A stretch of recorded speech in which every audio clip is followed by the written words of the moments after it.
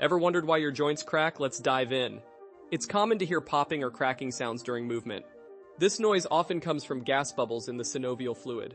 Cracking your knuckles, it's usually harmless, but if there's pain or swelling, it could signal an issue. Always consult a professional if you're concerned. Regular exercise can help keep your joints healthy. Nutrition plays a key role in joint health too. Remember, your body communicates through these sounds. Listen to it and take care of your joints.